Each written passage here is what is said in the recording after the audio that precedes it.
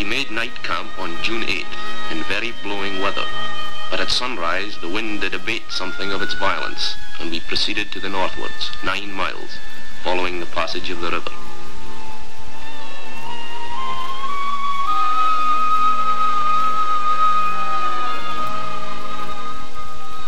We entered into the great lake Athapuskal, called the Slave Lake because of the many Indians of the slave tribe in this region.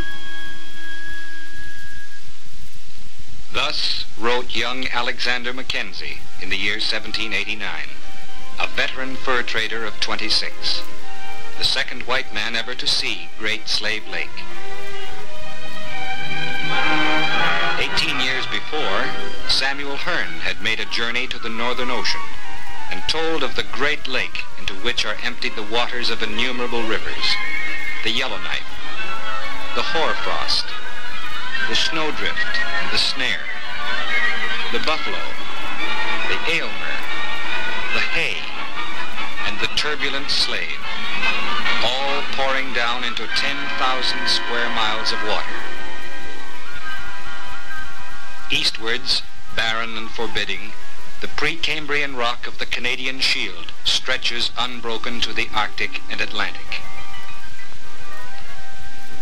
Westwards, the great Mackenzie River drains through lonely Muskeg toward the distant Arctic Sea. In 1789, Great Slave Lake lay buried in the heart of the unknown Northwest.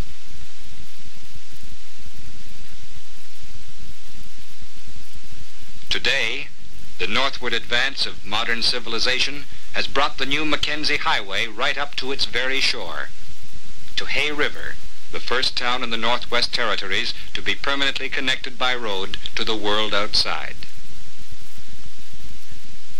Here, as elsewhere in the North, the aeroplane long ago replaced the canoes and York boats of the pioneering fur trade. Men, machines, and materials of all kinds are flown into towns like Yellowknife on the North Shore. A gold mining town, Yellowknife has a population of 3,000. It is 250 miles from the Arctic Circle, has more taxicabs per capita than Vancouver or Montreal, but only 20 miles of roads, leading nowhere.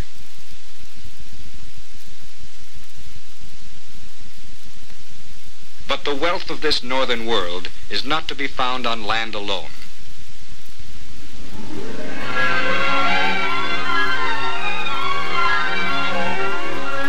The lake itself, from its windswept reaches and chilliest depths, yields a profitable harvest of fish, enough to support a $2 million fishing industry. It all started in 1944, when a team of scientists from the Fisheries Research Board of Canada came to investigate the possibility of establishing a commercial fishery. The water was tested at different seasons and different depths for temperature, chemical content, and animal and vegetable life in many forms. Exhaustive tests were carried out on the fish themselves. The weight and physical dimensions of thousands of fish were recorded. Laboratory tests were made on the scales and internal organs of the fish. Information was collected for the purpose of classifying the fish and to compare them with fish from other waters. By the summer of 1945, it was known for certain that Great Slave Lake contained some of the finest whitefish and lake trout in the world. While the information was still being collected and studied, commercial fishing began. This is the first freshwater fishery in Canada to come about as a result of scientific tests made on government initiative, and it has since remained under close study and government control. The lake is fished by 6 independent companies, each with its own base camp and fleet of boats. Since the lake is navigable only from June to October, the camps are set up every summer and closed at the end of the season. So the fishermen themselves are migrants, and while the camps are operating, there is plenty of work. Nets must be kept free of moss and in good repair.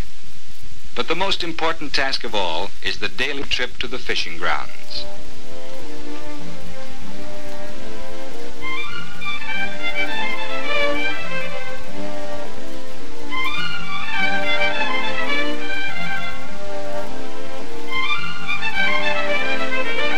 Two-man crews are the general rule for most boats, though some are manned by 3 and 4.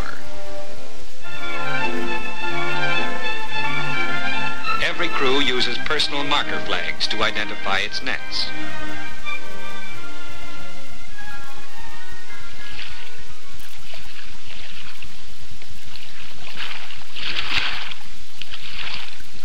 A net is set in a straight line, usually on or near the bottom, in 30 to 250 feet of water. This gill net has 5.5-inch mesh, which will allow all small fish to swim through unharmed, thus helping to conserve the species. The principal fish caught are lake trout and whitefish.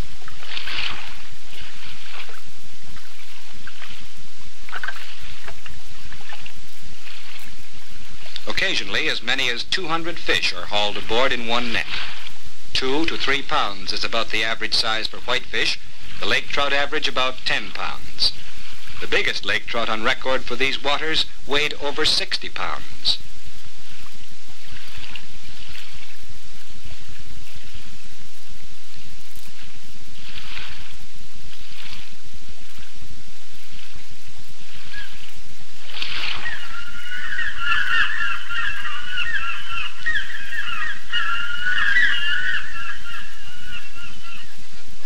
As soon as it has been lifted, the fishermen set the net back in approximately the same place before moving on to lift another.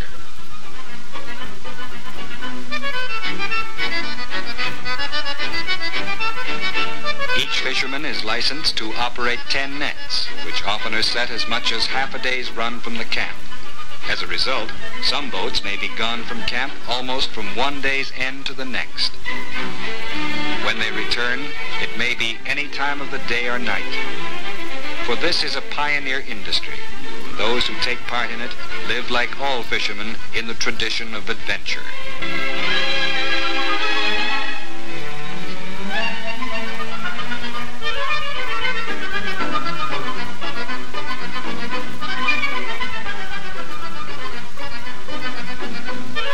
Back at the camp, the boats unload onto a barge, a sort of floating factory moored to the shore, where the fish will be cleaned and dressed.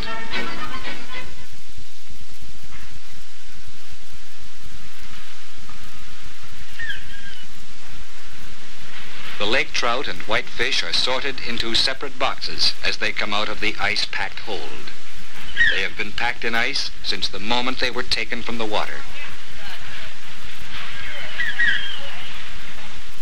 The Great Slave Lake whitefish and lake trout fishery is the largest of its kind in the world. An average day's catch for 2 men would amount to about 3,000 pounds. More than 4 million pounds have been taken from the lake in one summer season.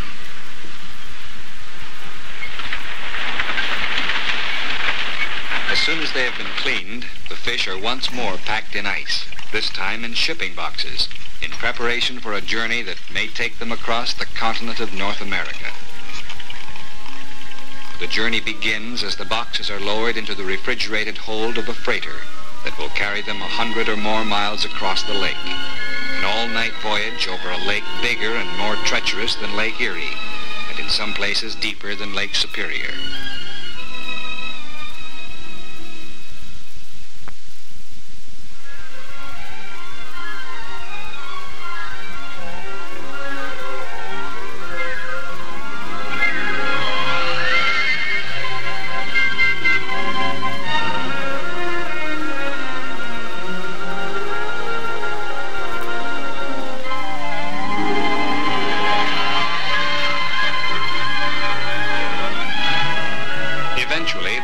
Reaches the southern shore and the town of Hay River, where the highway meets the lake.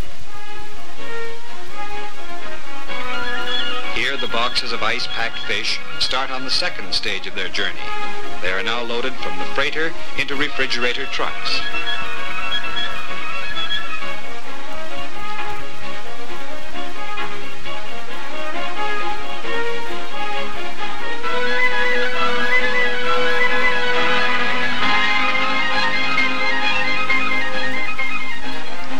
Department of Fisheries keeps records of every shipment.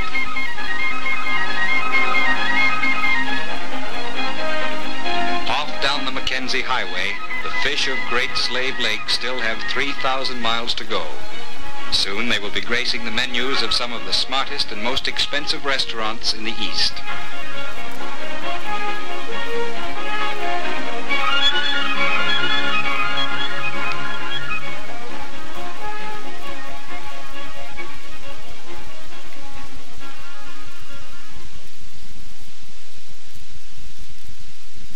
By road, the boxes of fish reach Grimshaw, Alberta.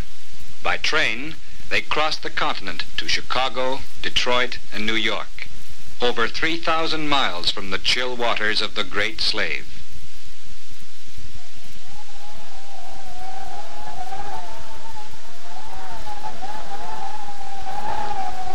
It was suddenly become bitter cold. The lake entirely covered with ice, which soon did not seem in any degree to give way beneath a man's weight.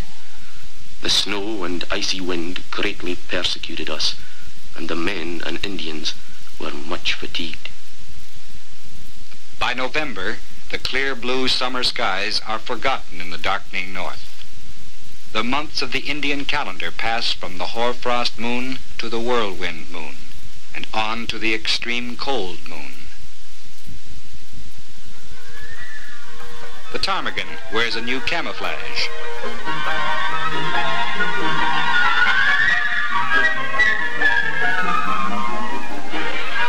The caribou, thundering over the ice, gains the whole open lake for his highway.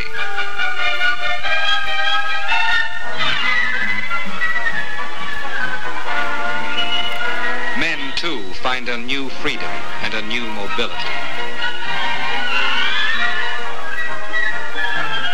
The snowmobile has made commercial fishing on Great Slave Lake a year-round trade.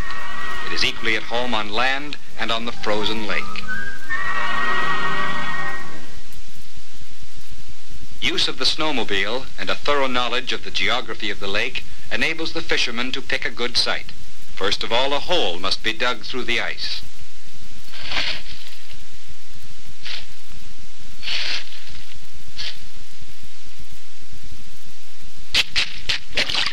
When the 4 feet of ice are finally penetrated, the water comes to the men's assistance by carrying the ice chips to the surface, where they are easily shoveled off.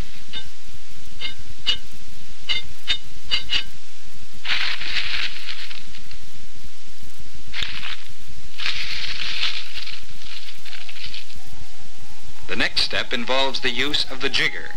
This device has the mission of pulling the first line under the ice.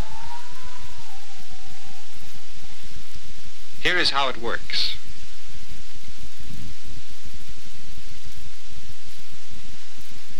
While one man jerks on the line to propel the jigger, the other follows the jigger by listening from the surface.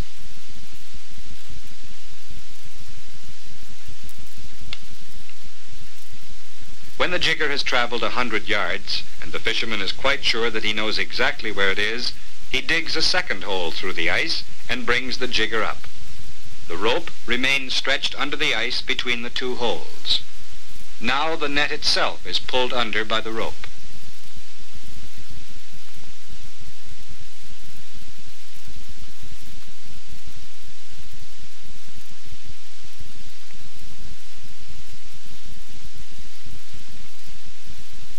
The net finally comes to rest between the 2 holes, anchored at top and bottom, and in that position the men leave it.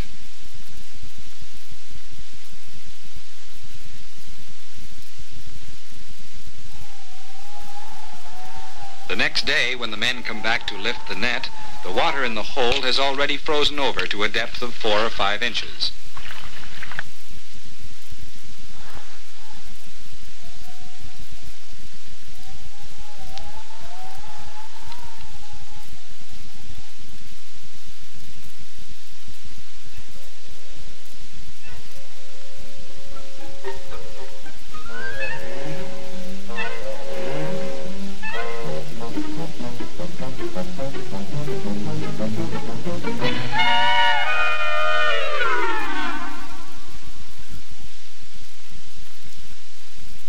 When the fish come out of the water into the extreme cold of the winter air, they would soon freeze if the men did not act quickly. Fresh fish commands a better price than frozen fish. Just as fast as they can be cleaned, the fish will be loaded into the heated snowmobile to begin the first stage of their long trip across the continent. Could Alexander Mackenzie, writing in the 1790s, have foreseen all this? The climate must needs be severe in such a country, yet the unhospitable region is inhabited by a people much accustomed to the life it requires. Nor has bountiful nature withheld the means of subsistence. With an association to direct, with men of enterprise to act, all in one common interest, there are many who would be willing, as they are able, to engage and carry out in trade to the markets of the 4 quarters of the globe.